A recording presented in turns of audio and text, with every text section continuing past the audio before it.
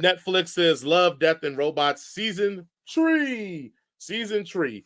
As we do it every time, we're going to do a one sentence review on season 3 of Love, Death, and Robots. Jason, what do you got? Man, I wish I graduated college. Mine is season 3 is the best there is, the best there was, and the best there ever will be. So you already know why I'm grading this one. Hey, look, Oh, I'm gonna let's go and jump right into it. It's 9 episodes. We're just gonna jump through the episodes one by one, and then we'll recap at the end. So episode 1 is three robots exit strategies, and this is a continuation from was it season 2? season Season one. 1. Season Yeah. one's three robots. Jason, what are your thoughts? Yeah. This was probably my second least favorite of it because I was already. I mean, I didn't really like the three robots, stick from the first one, and this was just more of it. I kind of ignored it when it was on because they released it on YouTube a day beforehand. I put it on, didn't watch it, but then I went back and watched it on Netflix. It's like, oh, this is pretty funny. It's very on the nose that we're all gonna die, and the reason is because we're all selfish human beings, and capitalism and libertarianism sucks. It's gonna get us all killed. Very on the nose, very very on the nose. The robots are still pretty funny. They're really clever. I don't like the cat thing. I think it's stupid, but hey.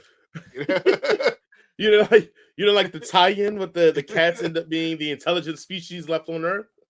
I just well, as someone who has been trained animator as an animator, I just think that's just the animators talking that because they only have cats because they're shut in introverts who live in their parents' basements doing animation, going, "This will be funny." That's why they have cat rather than dog. But to be Um, honest, cats are better than dogs. So so I didn't do a ranking of all of them, but I will say that this one, I enjoyed this one, and I'm gonna tell you the moment that turned for me that made me enjoy it, which is gonna be cheesy as you're gonna find out, is like the moment that turned for me is when they talk to the animatronic the holographic woman, holographic woman, yeah, she's and like, she's "Go get it yourself, Speedman." yeah, and they're like, oh, this is the beginning of how when the robots started taking over, and I was like, that's funny. I like that. Like, and like Because that moment, I hate to say, kind of changed it for me. and it makes sense because like and especially in these disaster movies, especially like in Don't Look Up or 2012, it's always these rich billionaires that have this arc for themselves. Like that's the last people y'all want on these things. Y'all need like hardworking Hispanic people who've ran over the fucking wall to get here, who know how to make a garden because they can't, and set a bone because they can't go to the hospitals because they're afraid to get deported or something. You don't want no fucking 90-year-old billionaire who hasn't lifted his finger to work since 1805 when he's had to whip his slaves. Like. And that's what they say in the movies. Like, oh yeah, they made these cool things, but like, oh yeah, they forgot they needed someone to actually know how to do practical shit. Yeah, yeah. The tech billionaires. They're just billionaires. It was like the tech billionaires. Oh, they're just millionaires Yeah, that were just moody or like something that like that wear introverts or sweatshirts whatever. that wear sweatshirts and smell bad. Right. Yeah, I thought that was very Which cute. I'm trying to be a The tech billionaire, so I'm sorry. the next one we have is bad traveling. I start on this one. You know where I feel about this one because this is up my alley. We get monsters, we get some horror element in it, and the suspense in it. The thing I like the most about it, and the thing I enjoy the most about it, is the ending of it.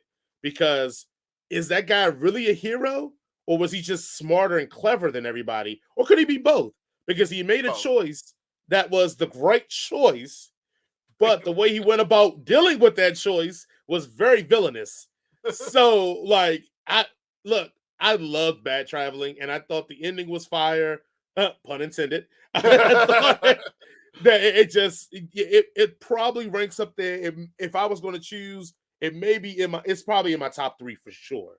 But what do you thought about bad traveling? oh yeah, this is one of my favorite ones of the whole entire all 3 seasons of it. This is probably one of my favorite ones. It's up there. It's top 3, top 5, top 10. I don't know. Yeah, I love this episode. I love this episode. Directed by David Fincher, by the way. Uh, Hmm. but like, yeah, this is like the coolest thing was where you think that he's acting cruelly, but you realize he's doing it in order to save lives. But also, if he had let the rest of the crew with their way, they would have done something way worse. Hmm. Right, And right, it's like, right. dude, this thing is gory. It's atmospheric. It is cool. It is.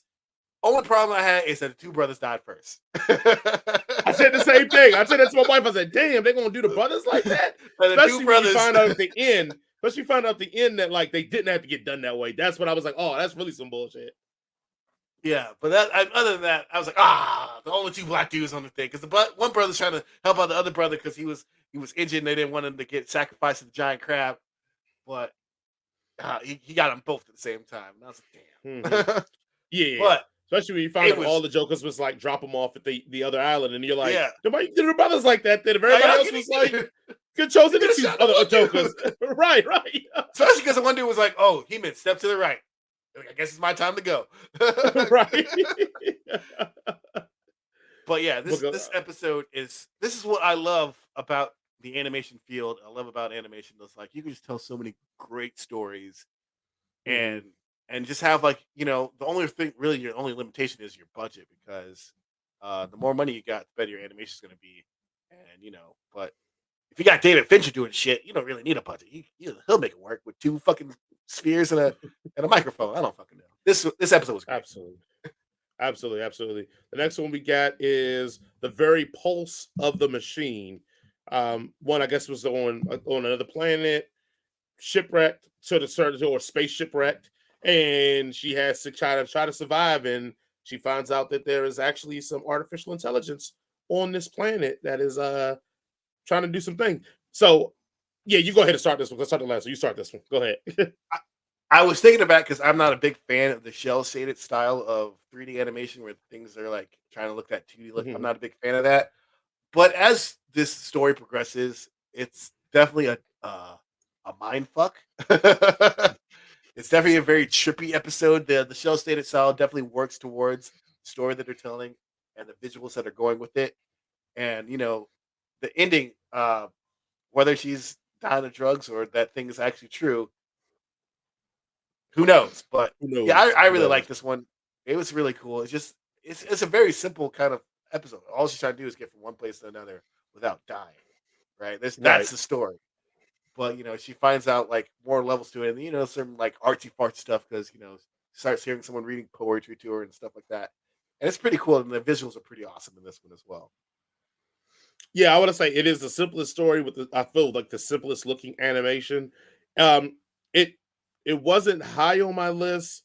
The ending kind of boosted it a little bit more for me, but I'll admit because I didn't really do my one sentence. Like the hardest thing about these, and I'm gonna be real front with it, is that I feel like all of them are really fucking good. Like Yeah, last this season, season. 1 and 2, I feel like we had 1 or 2 that we were like, I feel like every single one of these are almost as good as the best season 1 and season 2 ones. Hmm. Some of them with differing degrees because all of them are thoughtful, all of them are very precisely done, and all of them are very just interesting. Like Yes. when you're watching it, they're all just that you want to watch and see how this ends because they're giving you so much interest throughout the whole thing. So I enjoyed the ending because, like you said, you don't know if this is true, this is not. It did remind me of like if you could combine like Gravity, um, The Martian, and kind of Hmm. all those genres together, and like it kind of felt that. But again, I was here for it. It was dope. The next one we got Night of the Mini Dead. Look, this is probably the weakest entry of all This of is my them, least but favorite one. I enjoy. It's for me the opening scene, but at the graveyard, them going like ape shit on each other, Oh. sold me. And then when they lightning strikes and the back upside down cross goes, and then I was like, oh, this shit just got real. I loved it, but I would probably say out of all of them, it is the weakest entry. But it is, I want to say, even with it being the weakest entry, I think it is the most, let's say, I want to say, creatively done. Hmm. I look, especially the very end, like the poof at the end, like it's very creative for the minimalistic like take of what's going on, and even between that and the monk scene where they Oh, fade them, they're and then the like, four monks are just but they're standing. like taking them out, yeah, but they're taking Yeah. them out before they get like that's dope, man. I'm here for it. All the USA thing with the gun loving Americans. Again, it's a I'm lot of little what? hidden things in here, right? A lot of hidden things in here that I enjoyed. But yeah, it is probably the weakest for me though. But go, what are your thoughts, Jason? Yeah, this was my least favorite one because I was like, I hate the sort of like the miniature look of things, but it's Mm-hmm. funny. It like the more that I like this one definitely deserves a second watch because it goes so fast that you can probably miss some of the gags, some of the little hidden Easter eggs in there. Uh, like for example, the American bus trying to get over the wall, trying to Yeah, get. yes, that was awesome.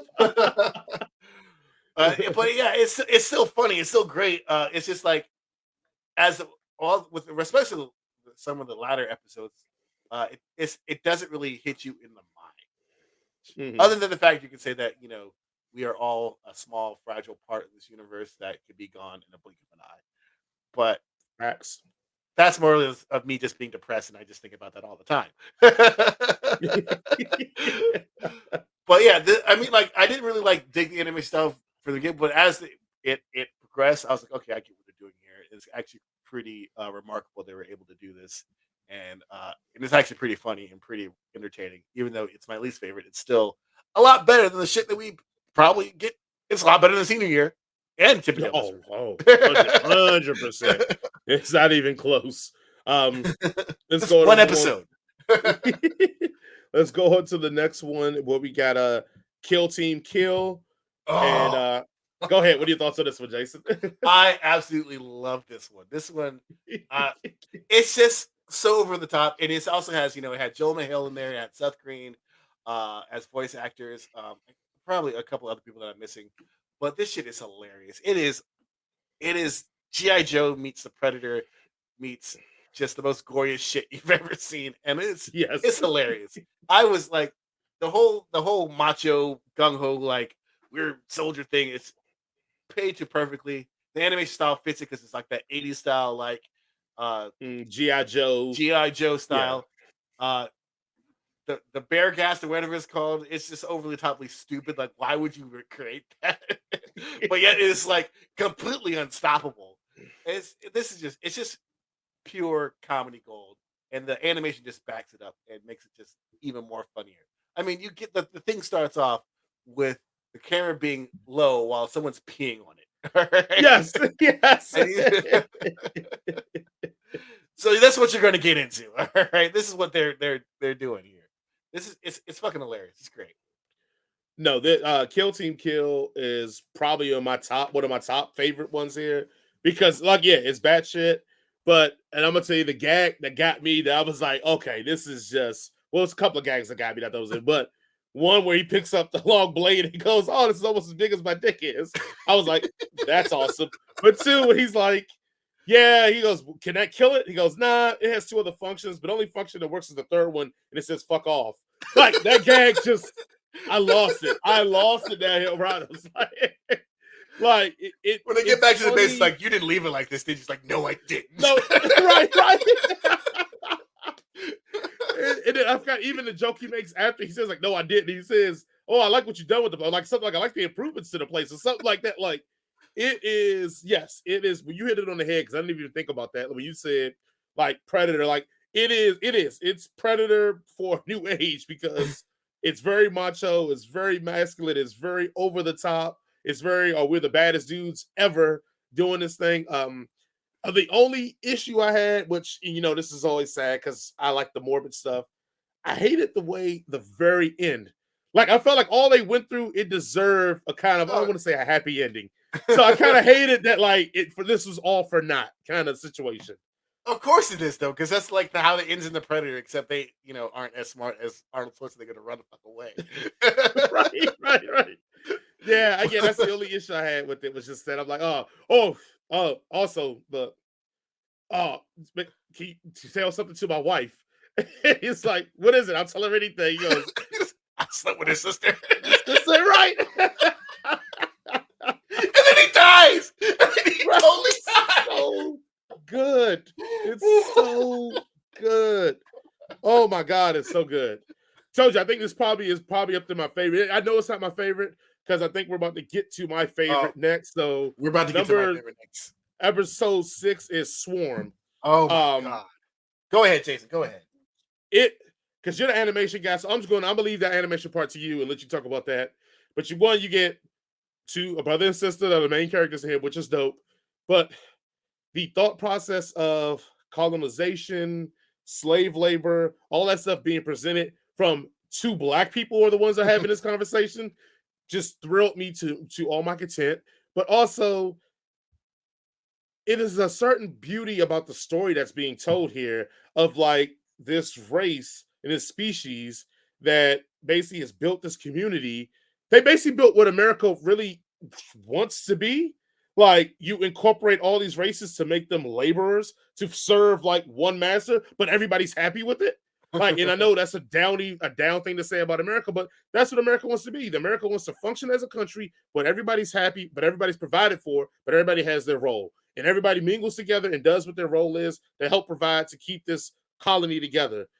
And I know it's a morbid take, but it's a reality take because to our instincts of what we know of the different species that were there, they all were content and happy with how they were being treated and how they were representing their portion of keeping this swarm alive.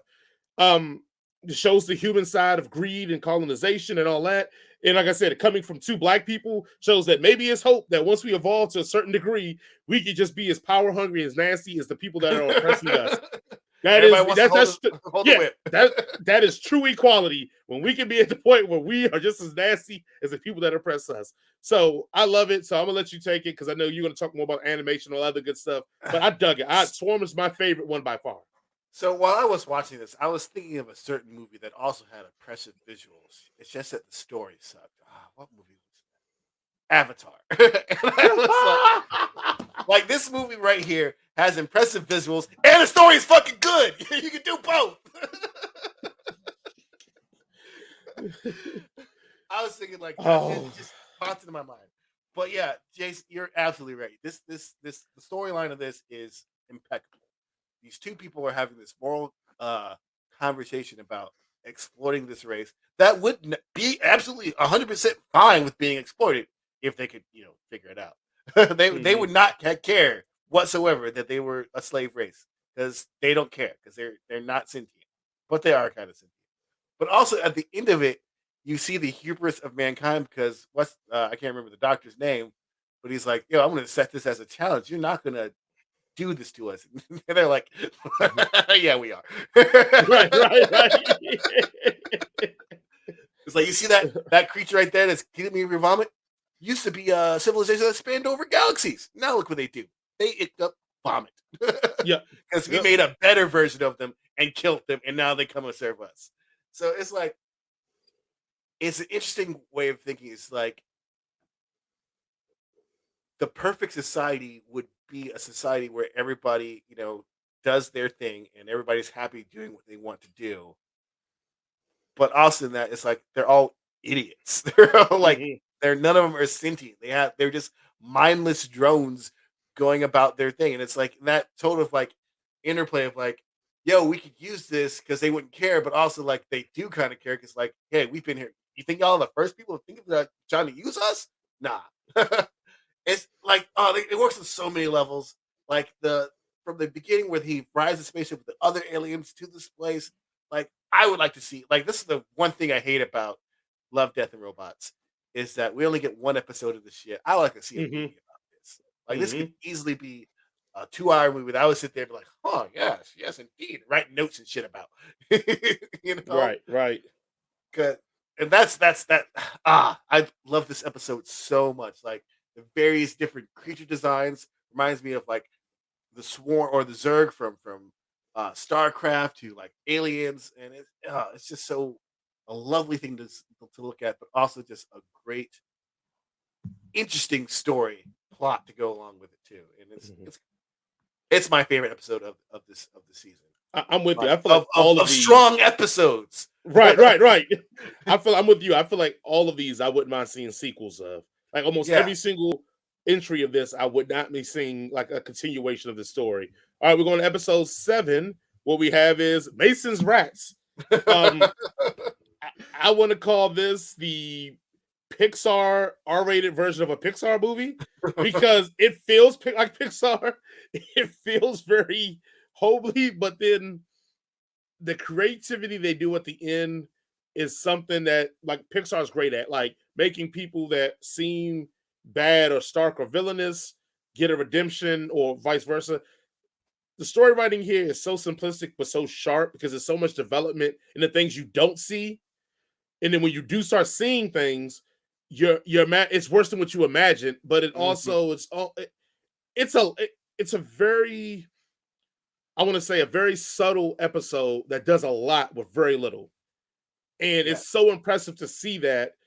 But or we want to say the face turn at the end, or I guess is a heel turn. Like, no, who's really the bad people here? Like, it's I mean, it's like, the humans are the bad guys here. Let's really, just be because honest. these rats are invading his thing. Like, remember, they took But out a bunch of rats. Like, it wasn't like 10 rats. It was like a whole colony of over, like, and they were ready to really take this dude out for him just protecting his own property as a human being. Now, I know animals don't respect property rights and all that, but my point yeah, is, but the reason they're if like you're that is living in your because of barn, humans in the first place. Because they had right? to But if evolve because their environment was being taken over. rats were in your barn like that, you would try to I'll get rid kill of them them, too. all of them motherfuckers. I don't care if they That's what 6 feet I'm or not. saying. So, I hate but rats. the point I'm getting to is that that's what I said. You don't know who's a good guy and a bad guy, because it's like, well, the rats are just trying to live and live their life.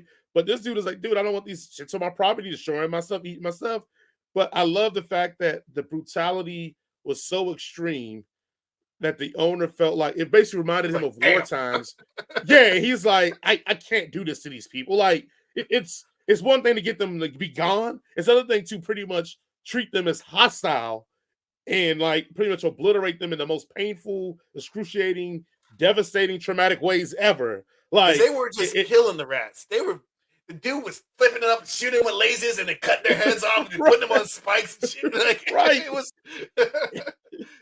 It was crazy. And yeah, and then the end to have to sit down and drink with each other, which I thought was a beautiful moment. I felt like it was like oh man, if we could have just talked in Radinese, we could have probably Ratatouille. solved this all. There you go. Should have been like everything everywhere all at once. He should have just Ratatouille. should have just palented the owner, but they wouldn't have to worry about it. But I enjoyed it, man. Mason's Rats was lower on my list, not because it's bad. It was lower on my list because the other stuff was just so much better. Like, so, but that's my thought on Mason's Rats. What are your thoughts, Jason? I think by the art style of this, you could probably give it like you would probably think of this as a less complex story, but they're really actually trying to tell you something about humanity and war and like how we let atrocities happen if we're not looking at it, but once we see it we want to do something about it, right? Like, Mhm. because this guy was totally like, as long as I'm not looking, like he would walk by the barn and see the fucking turret lasers go out, didn't care. But once that robot came out and the family of rats was trying to run away from it and the robot just went through him, he's like, oh, now I see what's going on, what I'm actually doing here. I'm like genociding these people. Yes, yeah, that's a good point. And it's like, and they even explain it. It's like the only reason they're like that in the first place, the rats were like that in the first place, is because of what we did to them. Like, so it's like, not only like, yeah, you say that you don't want them in your barn because now they have crossbows and swords and shit. But the reason they have crossbows and swords and shit is because humanity has had to make them evolve extra quickly because we're taking away all their shit. So it's Yeah, like it yeah. all comes back into so it works with all those little levels like that. So it's like an onion. You peel back the layers and it's still more onion. Great. It doesn't So turn is this into high? Is this higher or lower on your rankings? this after like the end of it came higher because Okay.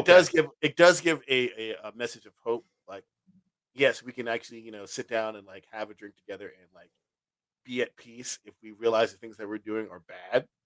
So that's a message for everybody. Mhm. Especially in our current times. So like I like that aspect of it. So, and the art style, like even though it's more of a cartoony esque art style, it's still pretty awesome. And Mhm. as I said with my one sentence review, I wish I had graduated college because I could be doing shit like that, but I'm not. So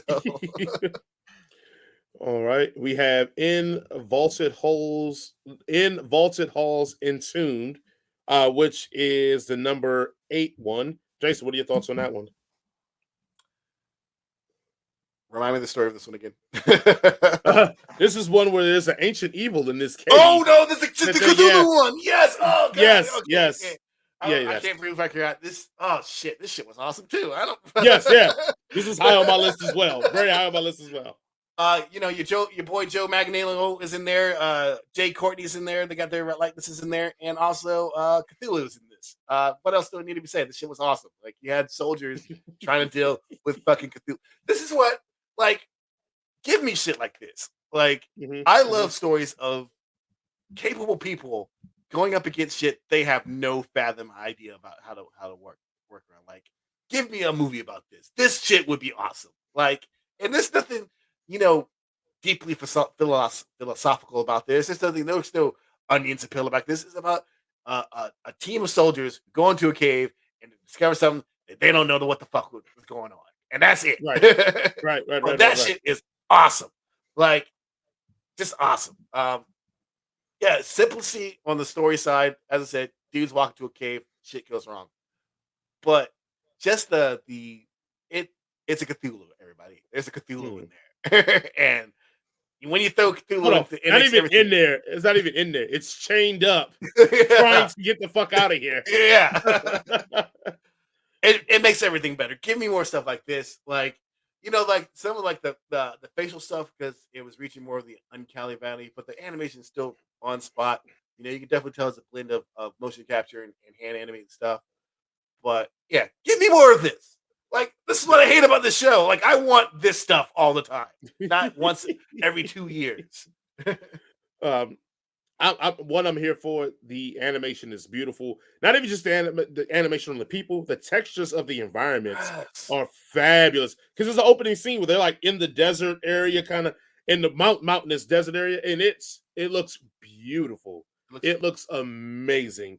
Um, Also, I love about this again, the ending is just magical. As a horror guy, the ending is magical, from her and her commanding officer to how the final scene goes off with, her eyes gouged out, and it's just a work of Because you don't art. know, did It's just Cthulhu, you know, infect her mind now, or did she gouge her eyes out to stop get infected? But now she's still right.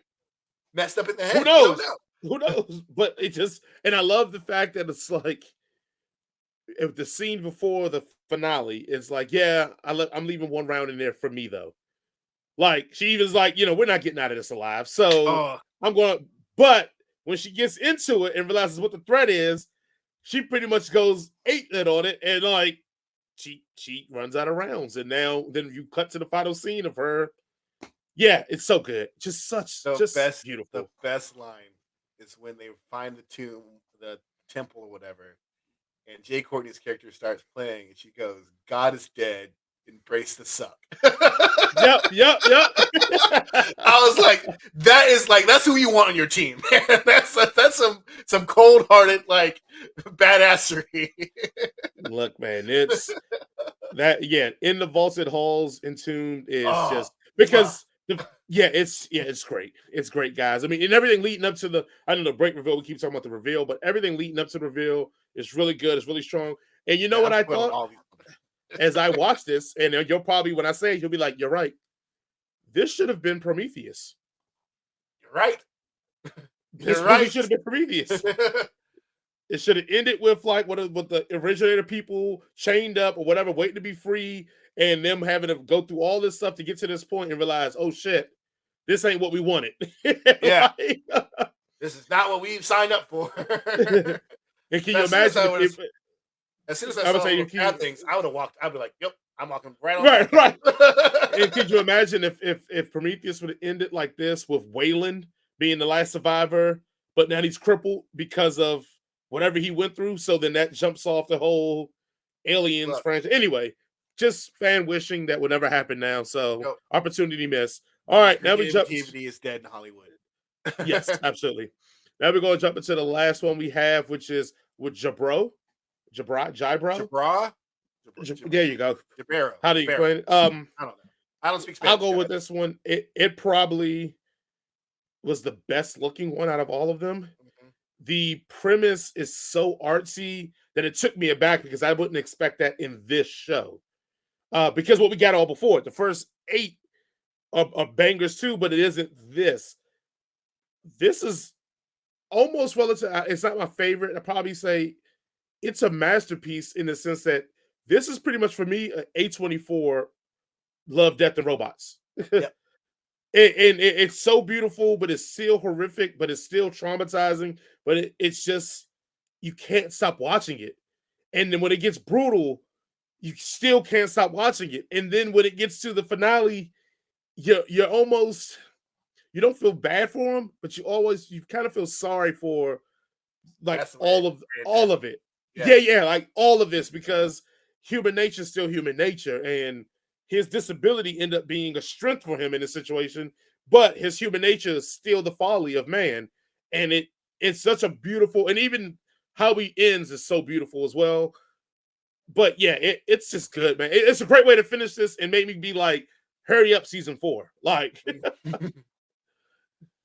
This episode is haunting, um, yes. and it's very, very particularly done to be to be that way as well. Because there is definitely allusions to conquest and conquering in this. Because all these guys they're very much dressed like Spanish conquistadors. Uh, Hmm. they're in this wild sort of nature like place, and obviously this siren is just there, kind of living her life, and these invaders come into her territory, and she just does what she normally does, which is lure them all to her death.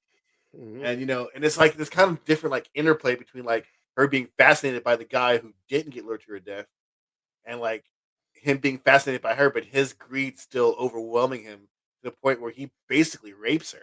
Like Yeah, that's yeah. essentially what he does is he rapes her and leaves and dumps her body. Yep. This thing, oh god! Like after watching this, like I felt like shook. I was shook. Like that's the best way to describe it. And like the studio did this was the studio that did the previous episode of the time loop one where the girl sees the guy kill her and he's chasing after her and then she kills him and Oh, from Happy I Death think Day?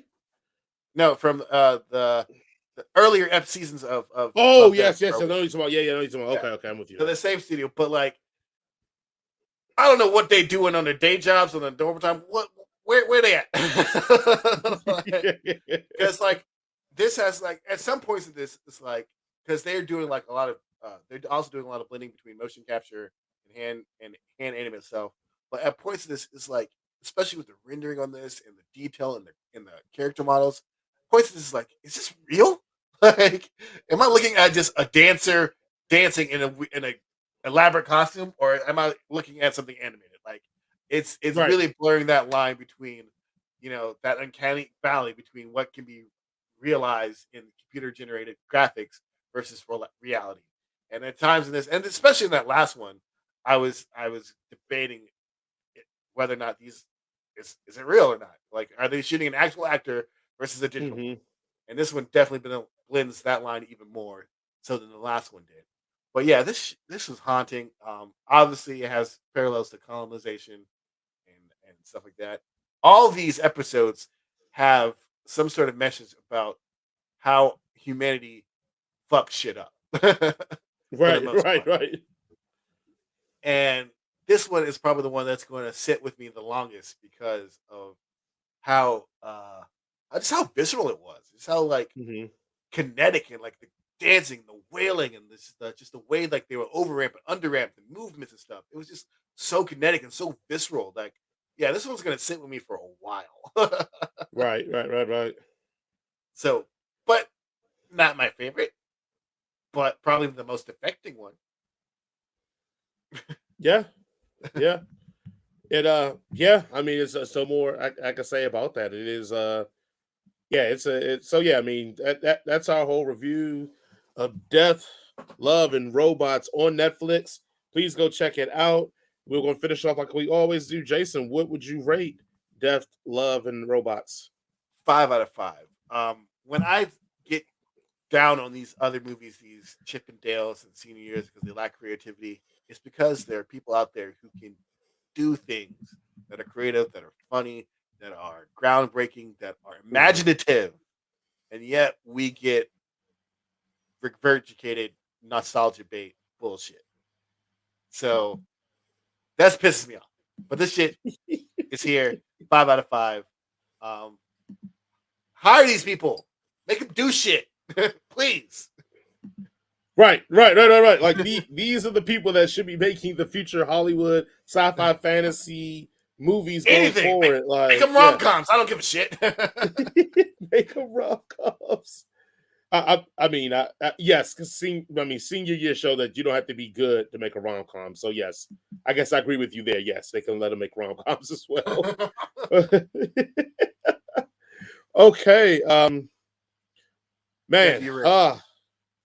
We gotta. Yeah, we've been You're through. ready. What's up? You you're ready. Oh well, you know I'm giving it a 5. I don't even know. I started that off with like it ain't nothing here that I didn't even talk about. Sorry, but I didn't clarify that for people. Yes, I'm giving this 5 out of 5 as well. Like I loved every single episode. I don't think any of them were bad. I don't think any of them were even average. I think all of them were good at a level, and then some of them were just great and classic. So it's all or nothing for me on that one. But thank you all for watching as always. Jason, you got any final words for the beautiful people? Always be kind, be considerate, and tip your bartenders in service at least 20%, if not more, if you can afford it. Including, even though Jaren's not in the service anymore, including him if you see him out in the street, just give him a hug. He needs one. Mm-hmm. He loves it. He loves it. Again, thank you guys for watching and listening. We will see you all next week. Peace. Who was senior year really for too? Like I know he said Chippendales. Who was that for? Who was senior year for? It's my 20th anniversary for my senior year this year. So was it for you? I guess so.